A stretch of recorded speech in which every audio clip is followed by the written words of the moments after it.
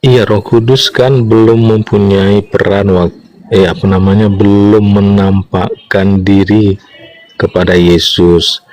Roh Kudus menampakkan diri kepada Yesus pada waktu pembaptisan Yohanes juga kan?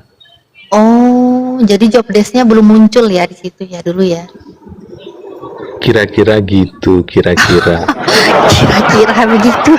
Kira-kira begitu, guys. Kira-kira begitu. Jadi ternyata dulu job desk-nya belum ya. Belum waktunya ya. Ini bisa nggak sih Pak dikategorikan ini berarti yang namanya kesatuan ini tadi kan Pak Adi bilang ada tugasnya masing-masing begitu ya. Berarti ini memang kinerjanya, job desk-nya ini Bapak punya job desk sendiri, anak punya job desk sendiri, Roh Kudus punya job desk sendiri. Mereka itu nggak bisa ya kalau sendiri-sendiri gitu nggak bisa ya? Sebenarnya bisa, tapi itulah Bisa. itulah kehendak Allah kan gitu kan, kehendak Bapa yang nggak Bukan kehendak bisa. Yesus, bukan kehendak Yesus berarti. Enggak lah, yang maha berkehendak itu kan Bapa, karena dia pengutus, Yesus yang diutus. Oh, yang maha berkehendak Bapa. Berarti Iya, yang bisa melakukan apapun itu hanya Bapa.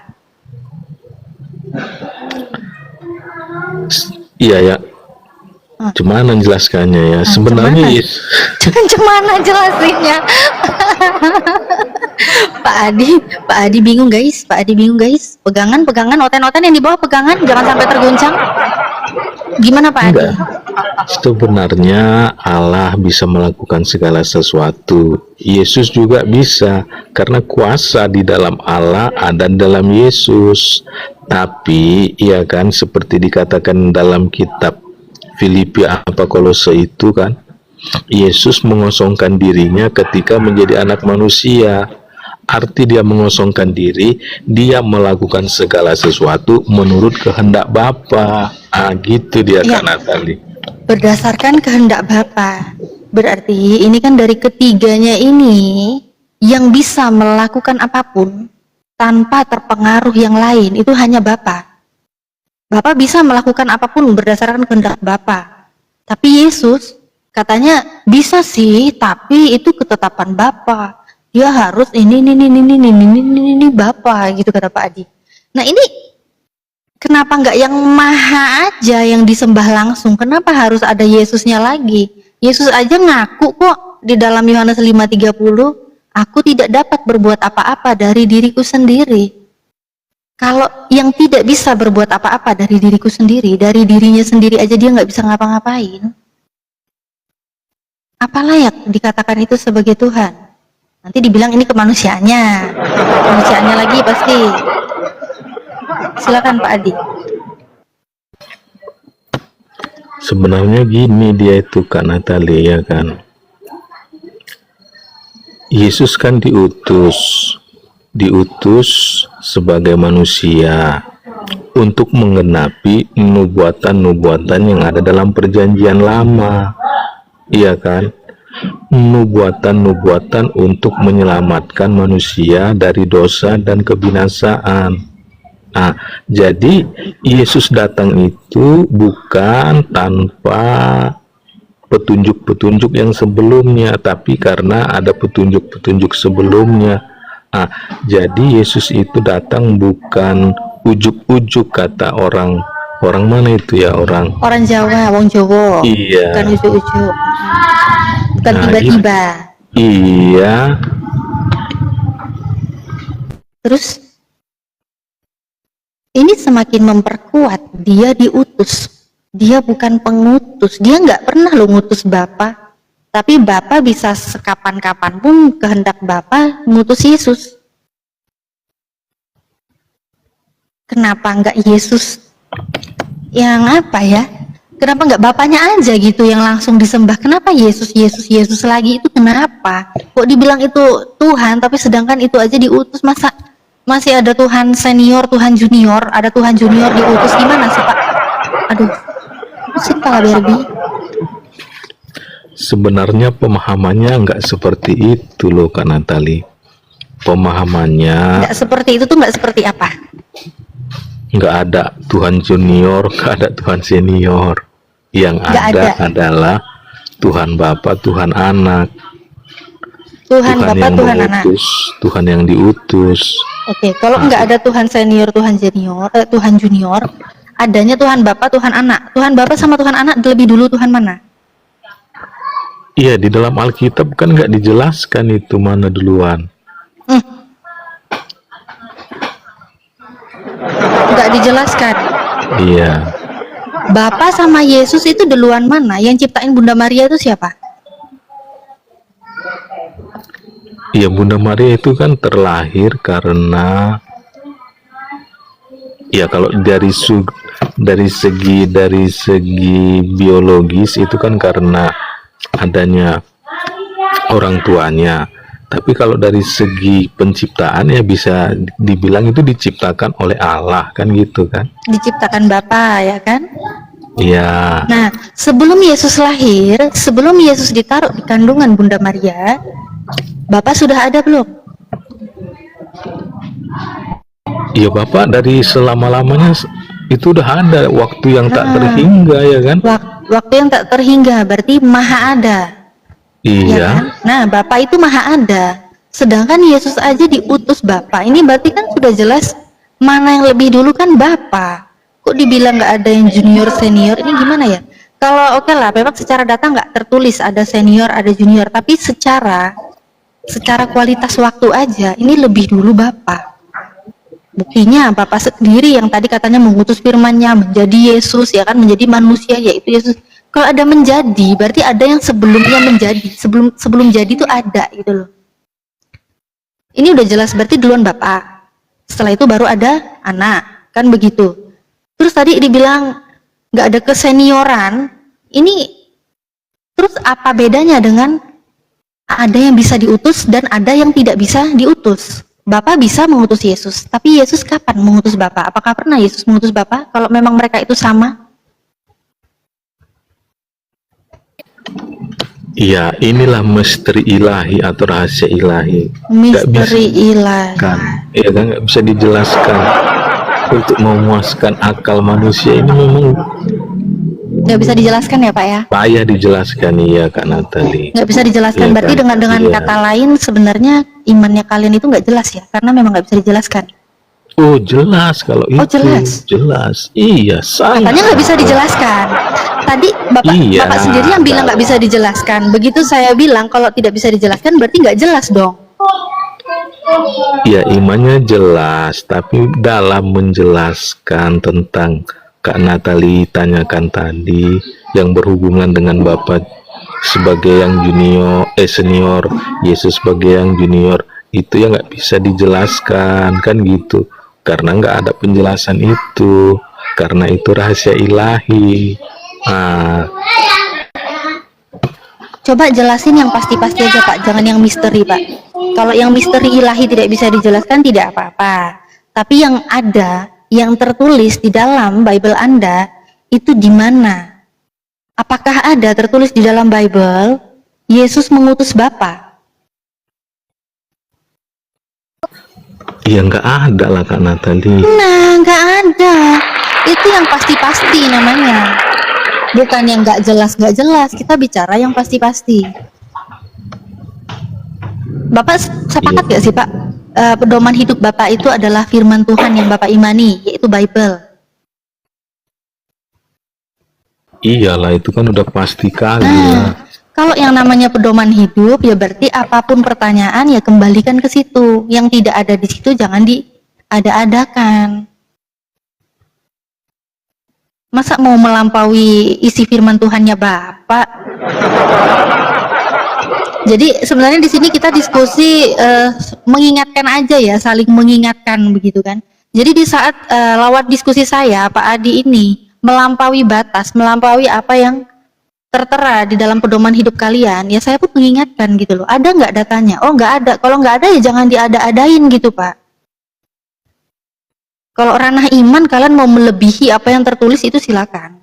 Tapi kalau ranah diskusi, kita lihat apa yang ada ya disitulah yang ada dijelaskan. Kalau nggak ada ya udah, jangan diada-adakan. Begitu Pak Adi ya. Iya, karena setiap ayat kan kadang dalam beberapa ayat ada penjelasannya. Jadi saya menjelaskan itu supaya Kak Natali paham gitu loh. Baik, kalau di setiap ayat penjelasannya ada dan Pak Adi ini berusaha untuk menjelaskan, tapi Pak Adi sendiri tidak bisa menjelaskan. Apa salahnya saya bilang, iman yang Anda sendiri tidak bisa jelaskan berarti ya sama aja itu nggak jelas karena nggak ada penjelasannya. Sebenarnya udah saya jelaskan, cuman Kak Natali nggak paham. Tadi katanya gimana menjelaskannya? Tadi katanya gimana menjelaskannya ya? Itu tidak bisa dijelaskan kan tadi Pak Andi yang bilang ke saya. Iya, saya ucapkan itu karena udah aku jelasin. Tapi Kak Natali bilang juga belum paham. Jadi kayak mana mau gue bilang, ya udahlah gitulah. Makanya aku bilang itulah rahasia ilahi, Kak Natali susah dipahami. Iya, Kan gitu. Kalau yang rahasia ilahi memang saya tidak akan bisa memahami karena itu tidak tertulis. Itu tidak tertulis Pak. Jadi kalau iman Bapak mengimani itu ya itu rahasia ilahi, itu begini, itu begini, itu begini. Tapi itu rahasia ilahi ya mau bagaimanapun Pak Adi menjelaskan kepada saya tidak akan bisa pahami itu karena itu tidak tertulis, tidak jelas. Istilahnya seperti itu. Kalau tertulis berarti jelas, tertulis kan begitu. Gitu ya Pak Adi ya. Tapi saya terima kasih banyak loh Pak Adi nih sabar ya dia ya memberitakan Injil ke seluruh makhluk ini sabar dia. Pak Adi, tadi Pak Adi kan bilang nih, pedoman hidup Bapak ini kan Bible. Dari pedoman hidup Bapak ini, Alkitab atau Bible lah ya, kalau di terjemahan LAI sih pakai istilah Alkitab ya.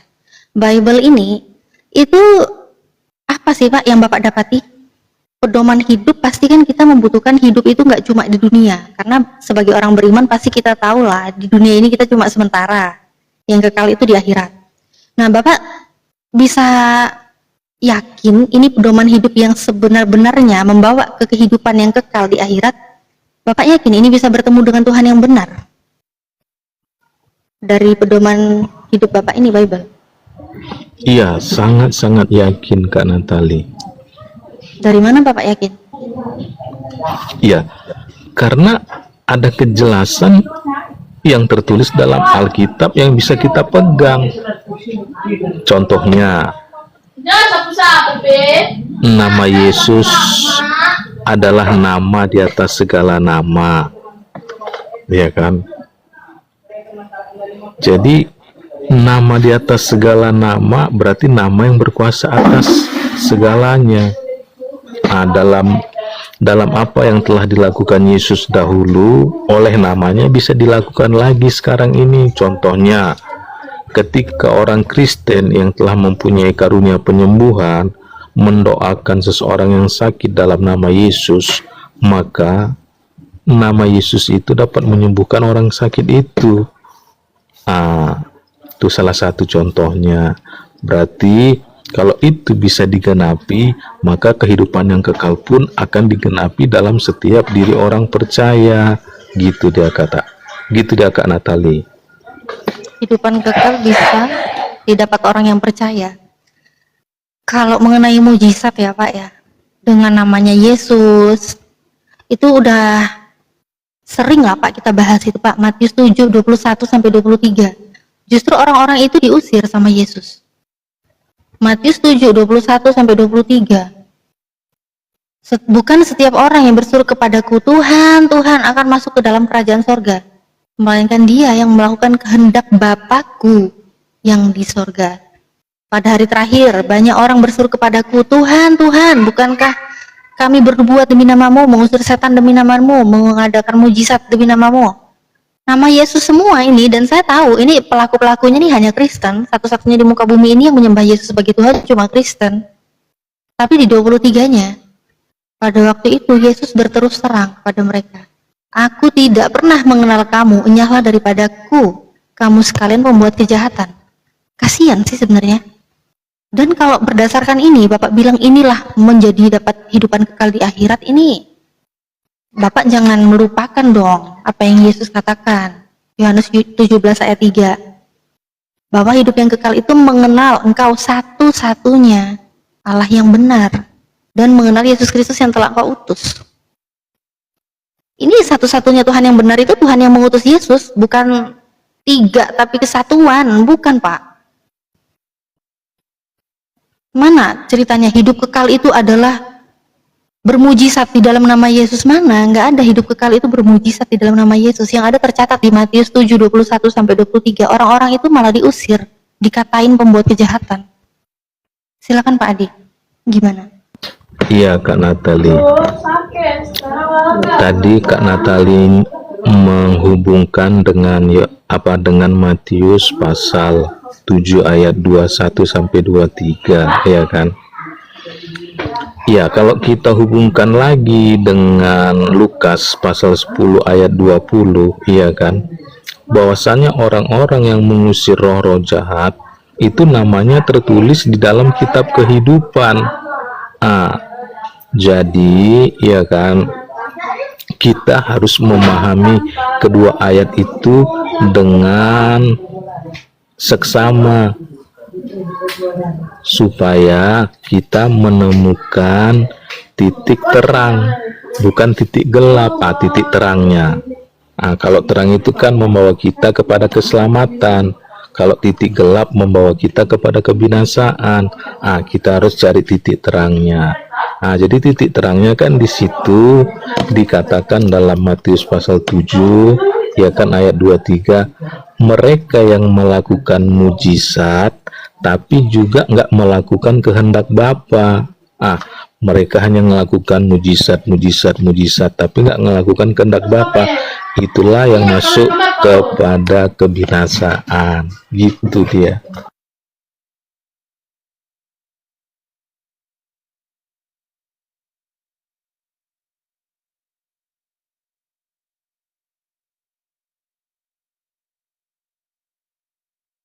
Aku nge-mute ya? Sorry. Pak, kalau yang Yohanes 17:3-nya gimana? Kehidupan kekal. Kan bukan kehidupan kekal itu karena mengusir setan dalam nama Yesus, bermujizat dalam nama Yesus, kan bukan itu. Tapi kehidupan kekalnya itu kan udah jelas.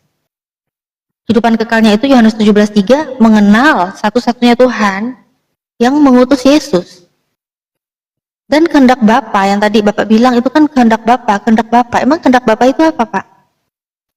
Apa yang Bapak bilang? Tapi melakukan kehendak Bapa. Apa kehendak Bapa yang harus dilakukan? Iya, kehendak Bapa yang harus dilakukan ialah semua yang benar yang tertulis di dalam kitab Taurat. Kan gitu dia.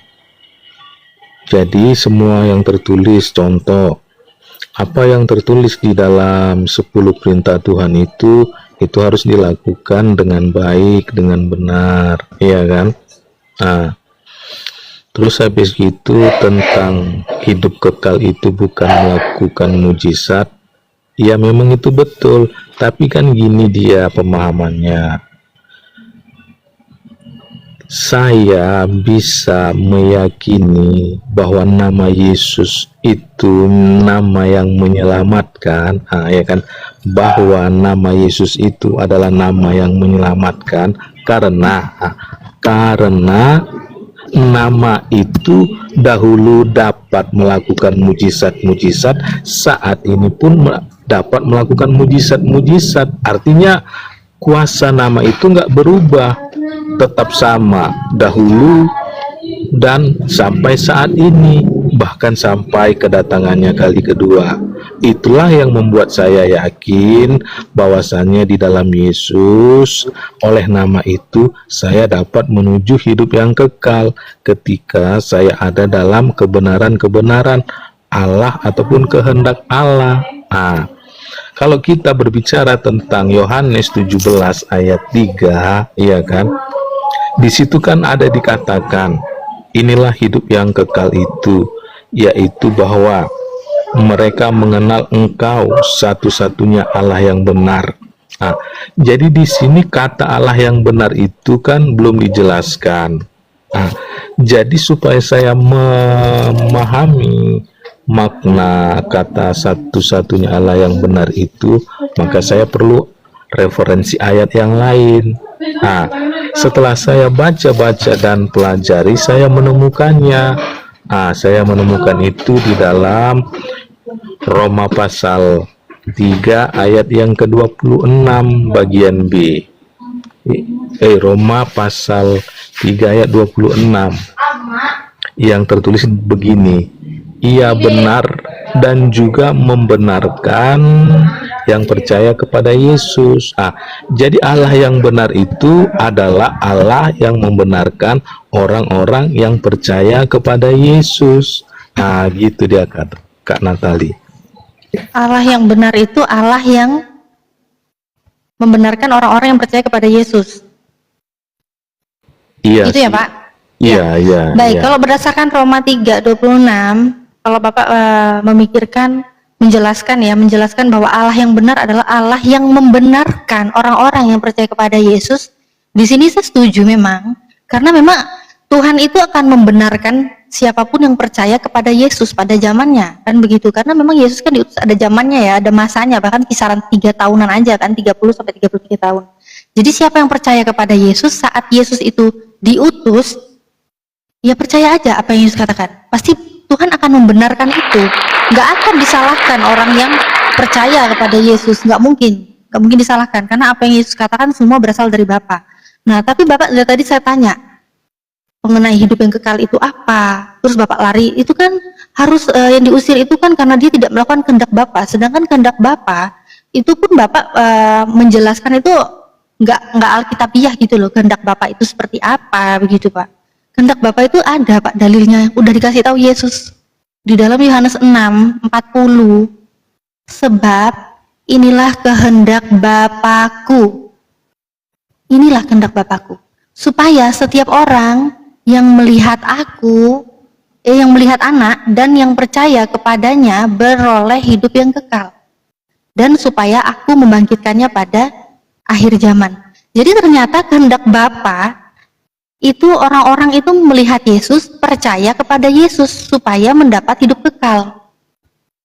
Ini Yohanes 6:40, percaya kepada Yesus supaya dapat hidup kekal. Inilah kehendak Bapa. Nah, ternyata supaya hidup kekal, ya tadi itu yang udah saya bawa datanya dari tadi. Dapat hidup kekal itu ya jelas mengenal satu-satunya Allah yang benar dan mengenal Yesus Kristus yang telah Engkau utus. Ini Pak yang benar Pak. Kalau berdasarkan data ya Pak ya, berdasarkan data saya nggak asumsi gitu loh Pak. Apa sih kehendak Bapa? Jelas percaya sama Yesus supaya dapat hidup kekal. Bagaimana hidup kekal? Percaya satu-satunya Allah yang benar. Satu loh Pak. Satu-satunya Allah yang benar itu siapa? Yang mengutus Yesus. Bukan Allah Bapa, Allah Anak, Allah Roh Kudus, itu Allah dari mana lagi? Makanya Markus 12:29 aja, Tuhan Allah kita, Tuhan itu Esa. Itu kan hukum yang terutama yang Yesus katakan kepada Bani Israel. Ini kalau kayak gini, Bapak dapat hidup apa kalau kayak begini?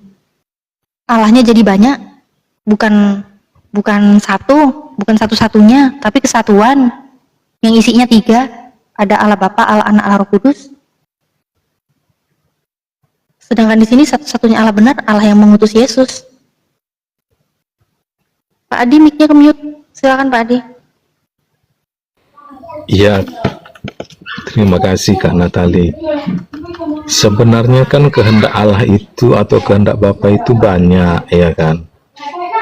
Salah satunya tertulis di dalam Yohanes pasal 6 ayat 40 itu kan gitu dia. Jadi karena kehendak Allah itu banyak, ya kan, kita nggak bisa berpatokan hanya kepada Yohanes pasal 6 ayat 40 kan gitu. Karena di dalam perjanjian lama pun kan ada kehendak Allah, ya kan. Nah, jadi kita harus juga melihat ke sana karena itu semua masih berhubungan. Yang mana Pak? Yang mana? Yang tadi Bapak bilang itu yang mana selain ini? Kan pertanyaan saya sebenarnya poin dari awal kan apa yang saya tanya, bagaimana bisa mengenal Tuhan yang benar sehingga membawa Bapak ini ke dalam kehidupan yang kekal. Itu dari tadi yang poin yang saya tanya. Tapi Bapak ini kemana-mana. percaya Yesus lah, bermujizat lah, memanggil Yesus lah, ada kuasa lah. Begitu ditampilkan ayatnya, ternyata orang-orang itu diusir Yesus, yang memanggil Yesus Tuhan. Bapak bilang, itu karena mereka tidak melakukan kehendak Bapa. Bapak mengatakan, kehendak Bapa itu yang ada di dalam Roma 3:26. Karena Bapak yang benar itu malahan, Bapak yang benar. Karena saya nggak nanya Bapak yang benar gimana. Ini malah dibilang Bapak yang benar itu yang membenarkan orang percaya kepada Yesus. Ya memang ini benar. Kalau orang percaya Yesus pasti dibenarkan, nggak mungkin disalahkan. Lawang Yesus aja utusannya Bapa. Apa yang dilakukan Yesus, yang dikatakan Yesus sesuai dengan apa yang Bapak perintahkan. Sedangkan Bapak sendiri ini gimana? Kehendak Bapak yang Bapak bilang nggak cuma di Yohanes 6:40 itu di mana? Untuk mendapat hidup kekal. Kehendak Bapak untuk mendapatkan hidup yang kekal itu bagaimana? Kalau yang lain oke, yang mana? Pakai data Pak, silakan.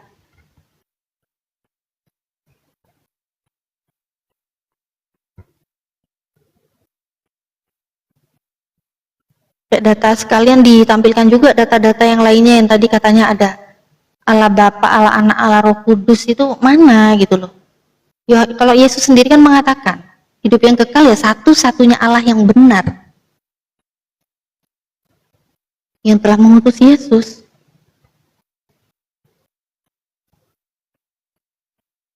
Satu ya, bukan kesatuan ya. Pak Adi mic-nya di mute itu, mute-nya dibuka dulu Pak Adi. Mute-nya dibuka. Oh iya.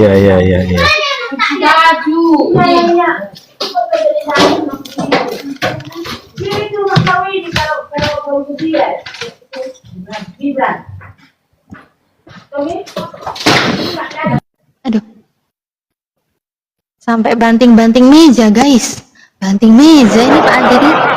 Pak Adi banting-banting meja, sabar Pak Adi, sabar Pak Adi. Enggak, keponakan saya lagi nyuci. Lagi mau nyuci, jadi kesenggol-senggol embernya. Oh iya.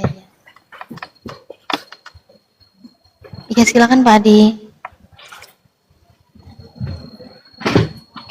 Iya, mengenai kehendak Bapa,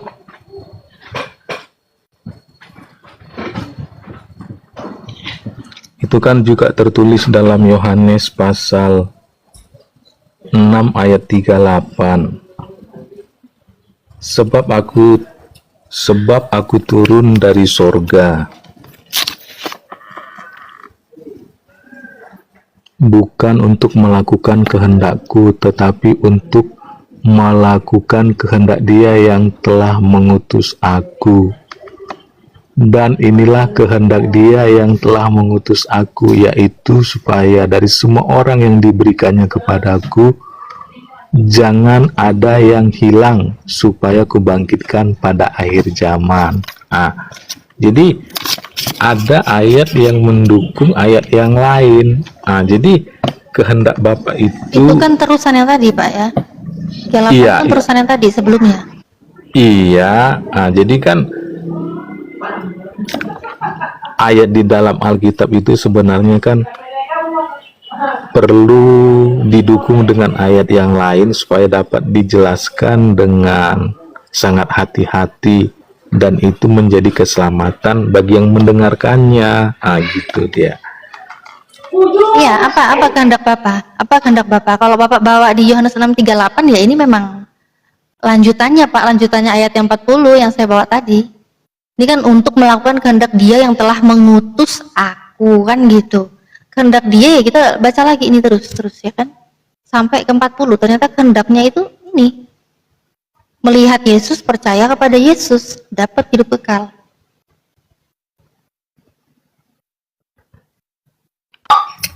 Iya, di ayat 39 itu kan jelas dikatakan, dan inilah kehendak Dia yang telah mengutus aku, yaitu supaya semua orang yang telah diberikannya kepadaku jangan ada yang hilang, tetapi supaya kubangkitkan pada akhir zaman.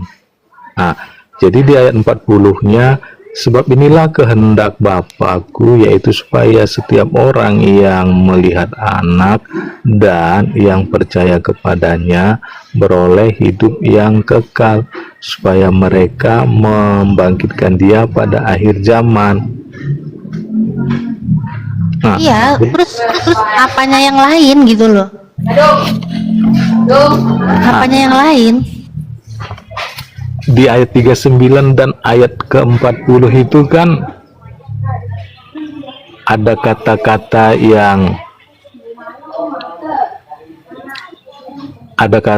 yang sama tapi ada yang berbeda, ya kan? Ya, enggak, maksudnya untuk penjelasan terus Allah yang benar itu hanya Bapa yang mengutus Yesus itu mana?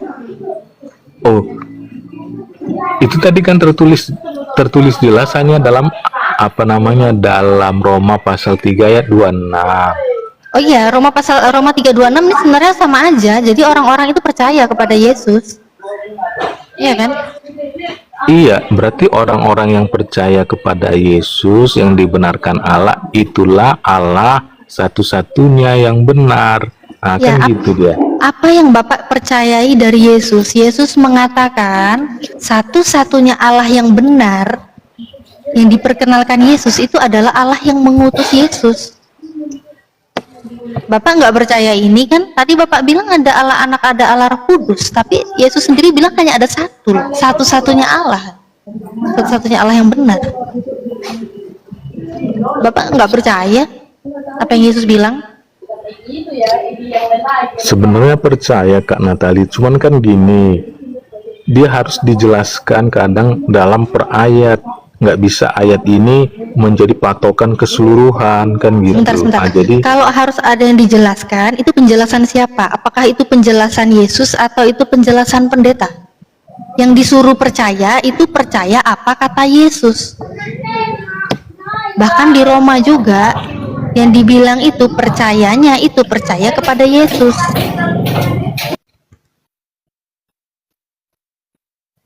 Sedangkan percaya kepada penjelasan-penjelasan yang lain itu penjelasannya siapa? Yang Bapak percaya? Penjelasan siapa, Pak?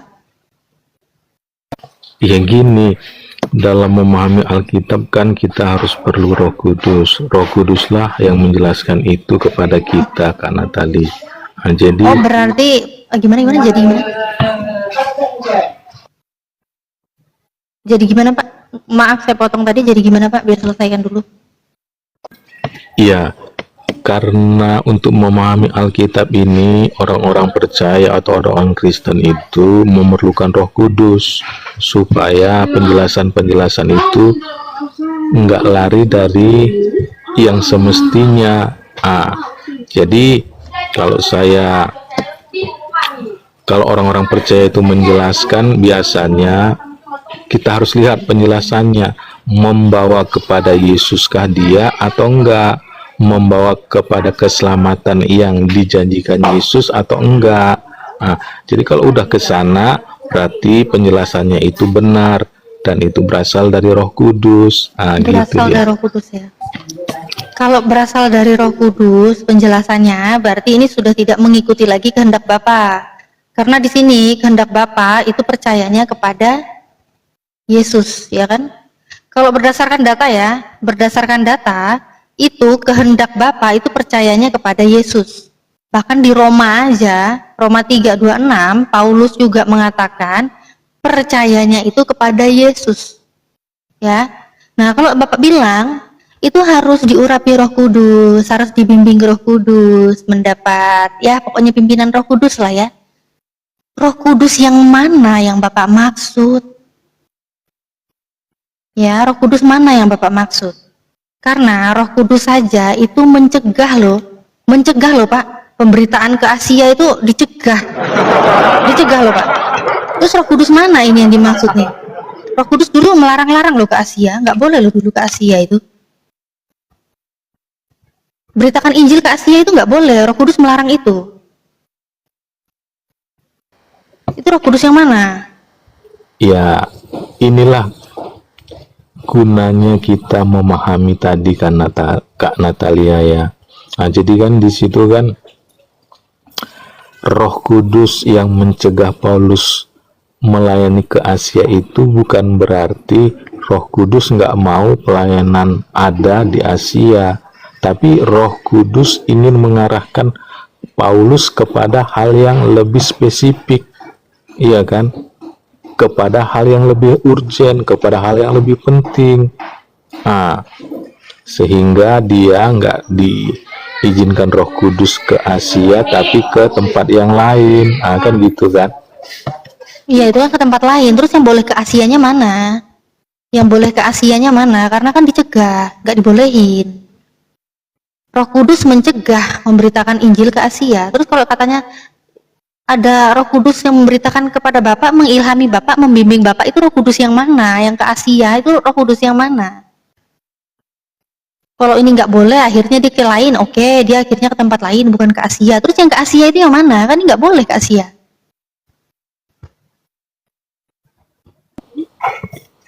Bukan nggak boleh ke Asia, tapi saat itu Paulus mau ke Asia, tapi nggak diizinkan Roh Kudus karena Roh Kudus punya rencana yang lain gitu loh.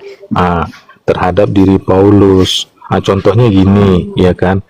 Sebentar Pak, izin Pak. Sebelum contoh, mohon sertakan 2 data di mana kehendak Bapak itu percaya kepada Roh Kudus.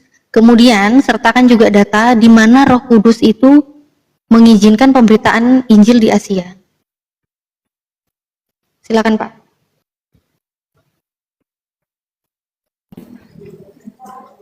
Iya, di kitab Galatia kan ada juga itu tertulis bahwa Paulus memberitakan Injil di Asia.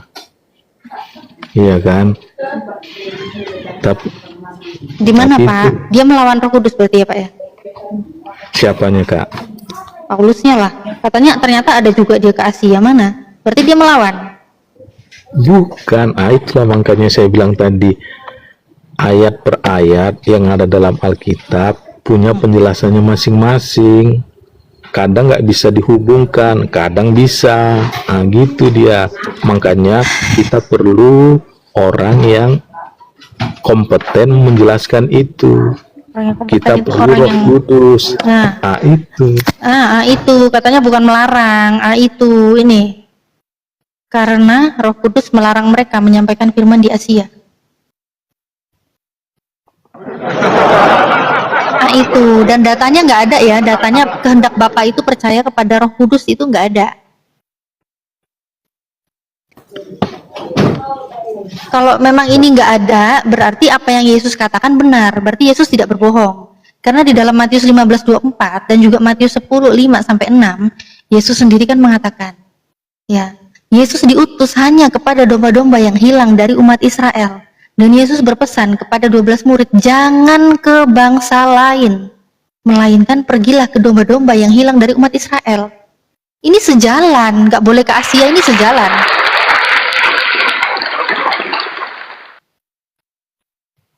Sejalan loh. Tapi kalau Bapak bilang ternyata Paulus juga ke Asia, ini berarti gimana? Paulus melawan Roh Kudus, melawan Yesus, atau bagaimana sih?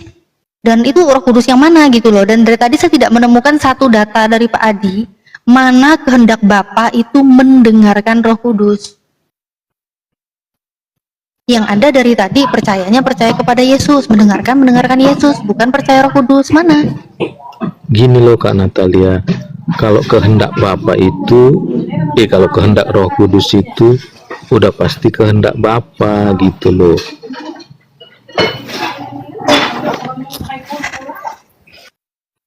Ya itu karena gini loh, tapi nggak ada data ya Pak. Kehendak Bapa itu percaya kepada Roh Kudus nggak ada ya. Percaya perkataan Roh Kudus, percaya ilham Roh Kudus, pimpinan Roh Kudus, nggak ada data ya Pak. Nih, Kokolu sampai gregetan di bawah nih. Kokolu komen, mana ayat? Nah, ayat, data, katanya nih. Kokolu udah gemes tuh, pengen ngobrol tuh, Kokolu tuh. Ya, jadi nggak ada datanya ya Pak. Kalau nggak ada datanya, itu misteri ilahi ya. Saya juga nggak akan maksa kalau itu misteri ilahi. Ngeri juga Pak, saya dibawa ke misteri-misteri ilahi Pak. Kadang ke rumah misteri aja saya udah ketakutan ya lihat setan bohongan, apalagi misteri ilahi Pak. Ngeri kayaknya Pak. Nggak berani saya kalau udah misteri ilahi nggak ada data.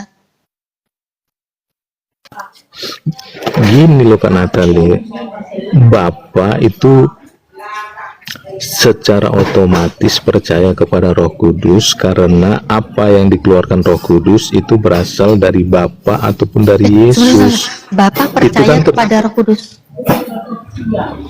Iya, Bapak itu kan percaya kepada Roh Kudus, itu kan otomatis. Nggak ada data tapi ya, mana kehendak Bapa. Inilah kehendak Bapa, percayalah apa yang dikatakan Roh Kudus. Nggak ada ya? Itu yang Percayalah nggak ada pimpinan Roh tertulis. Kudus. Oh, nggak ada. Ya berarti misteri ilahi lagi ya. Enggak ada penjelasannya, ada. Sebentar, penjelasannya ada tertulis nggak? Iya, ada. Mana Nah, ini datanya? dua. Tertulis di mana? Ini surat Ira ini, Iya. buang aja ini yang udah rusak. Di dalam Yohanes 16 Lagi dipergunakan. ayat 13. Yohanes 16:13. Iya. Tetapi apabila ia datang, yaitu Roh kebenaran, ia akan memimpin kamu ke dalam seluruh kebenaran. Sebab ia tidak akan berkata-kata dari dirinya sendiri, tetapi segala sesuatu yang dikatakannya, didengarnya, itu dikatakannya dari Allah ataupun dari Yesus. Udah, itu. Iya, Itu, itu Pak.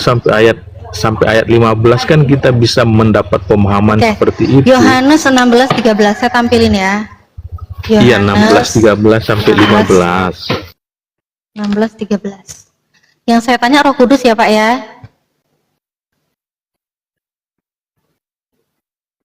Sebentar. Ini lemot lagi nih. Yang saya tanya itu Roh Kudus ya. Yang saya tanya Roh Kudus. Ini Yohanes 16:13. Tetapi apabila ia datang, yaitu Roh kebenaran. Mana Roh Kudus?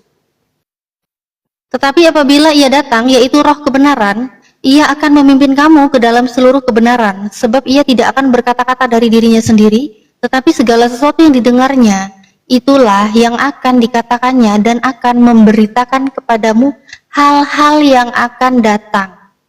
Lanjut baca. Ia akan memuliakan aku, sebab ia memberitakan kepadamu apa yang diterimanya daripadaku. Lanjut lagi sampai 15 ya. Segala sesuatu yang Bapa punya adalah aku punya, sebab itu aku berkata, ia akan memberitakan kepadamu apa yang diterimanya daripadaku. Mana Roh Kudusnya? Mana Roh Kudusnya, Pak? Yang saya lihat di sini Roh kebenaran. Bukan Roh Kudus. Gini dia Kak Natali, kalau kita ingin memahami Roh kebenaran itu Roh Kudus, kita perlu ayat lain. Mana ayat lainnya?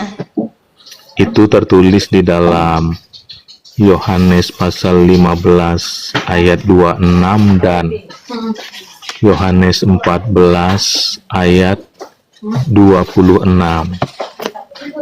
Ini ya, Yohanes 15:26 ya. Iya, Sama Yohanes berapa lagi? 14 ayat 26. Yohanes 14:26. Yohanes, sebentar, saya ketik sekalian. Yohanes 14:26 ya.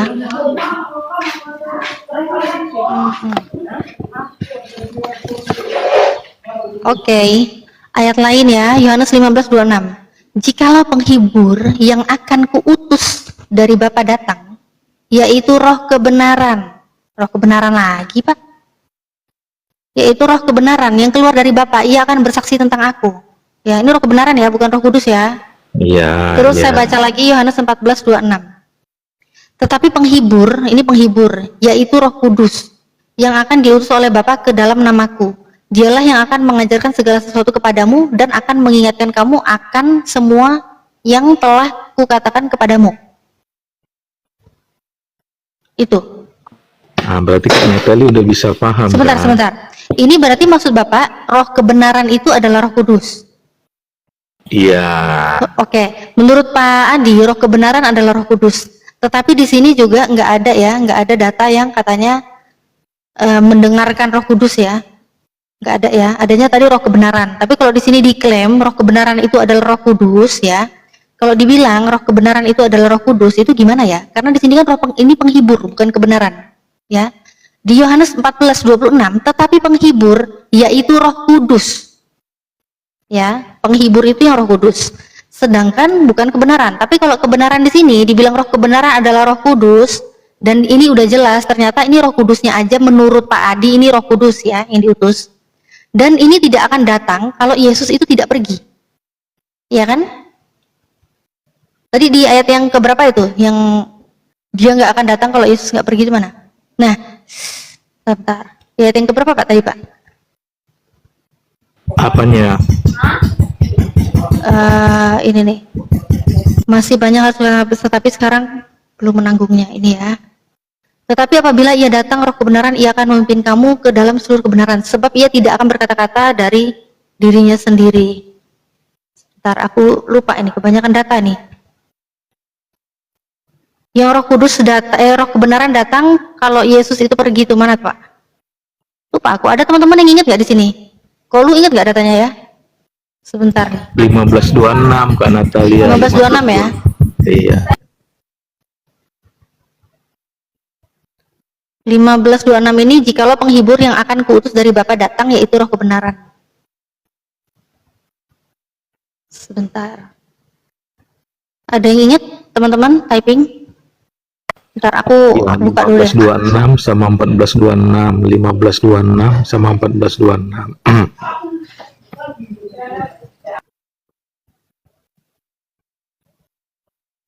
Sebentar, aku coba cari dulu ya, nanti biar aku buka. Karena kalau dibilang itu Roh Kudus, Pak, ayat sebelumnya, ayat sebelumnya ya, yang mana? Ayat sebelumnya yang mana itu? Ayat sebelumnya yang mana? Maksudnya, Bentar, itu di bawah ada yang typing tuh. Bentar, aku buka data di sini coba.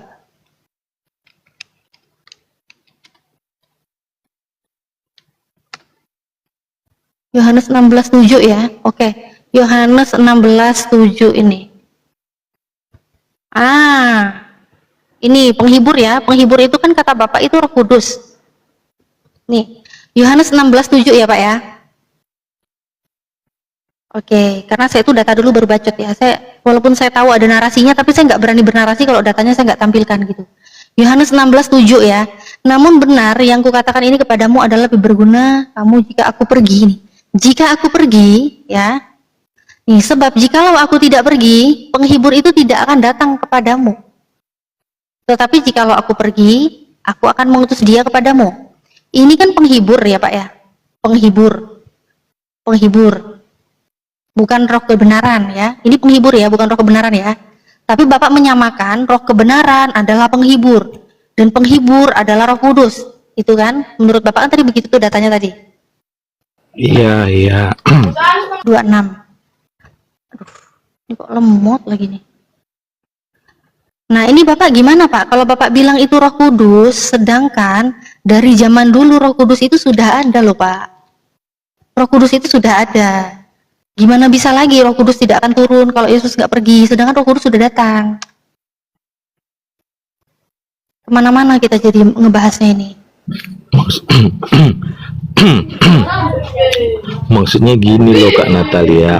Nih, Dari Yohanes. kalau dibilang sebentar Pak. Kalau Bapak bilang itu Roh Kudus, ya, jadi harus percaya kepada Roh Kudus. Sedangkan itu tadi Roh kebenaran, bukan Roh Kudus. Karena kalau itu yang dimaksud adalah Roh Kudus, itu bertolak belakang dengan apa yang sudah pernah ada. Ini Lukas 1:41, dan ketika Elizabeth mendengar salam Maria, melonjaklah anak yang di dalam rahimnya, dan Elizabeth pun penuh dengan Roh Kudus. Nih, Roh Kudus sudah ada. Roh Kudus sudah ada, Pak. Jadi kalau Bapak bilang itu roh kebenaran, Natali nggak ngerti roh kebenaran itu adalah Roh Kudus. Dari mana? Sedangkan Roh Kudus sudah dari dulu ada. Yang mau diutus itu roh kebenaran, bukan Roh Kudus. Roh Kudus sudah dari dulu sudah ada. Sudah pernah muncul, bahkan Elizabeth duluan sebelum Yesus lahir.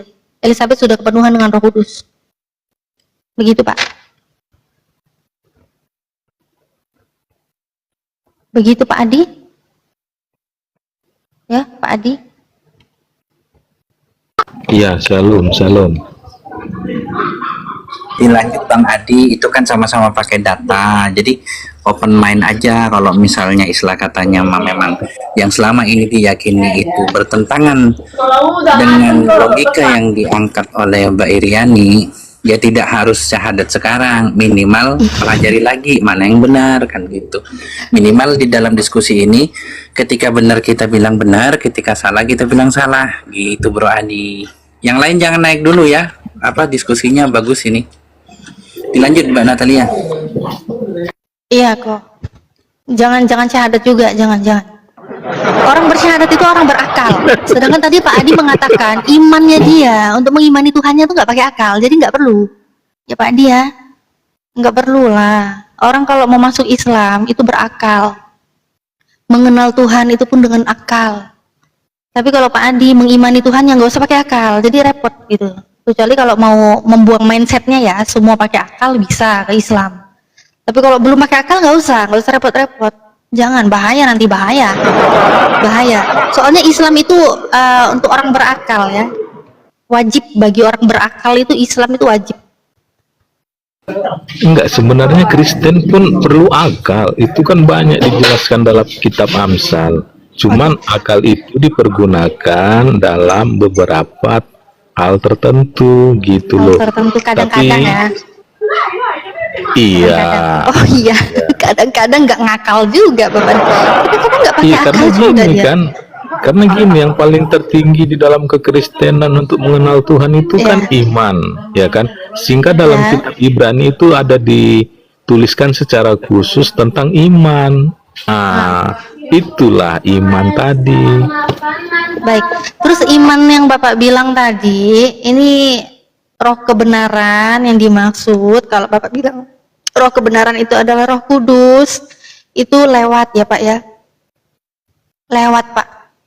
Roh kebenaran yang dimaksud itu Roh Kudus lewat, karena Roh Kudus sudah lebih muncul duluan gitu loh. Bahkan Enggak kepada gini loh, Elizabeth. Kak Kok enggak gini, gimana sih? Tapi kan udah dijelaskan dengan data bahwasanya ada runutan, ya kan? Ada penjelasan yang bisa dijelaskan tentang arti Roh Kudus sama dengan arti Roh kebenaran, kan gitu dia kan? Nah, dari ayat 15 dari pasal 15 ayat 26 ya kan, di sana kan dikatakan roh kebenaran itu adalah penghibur ya kan.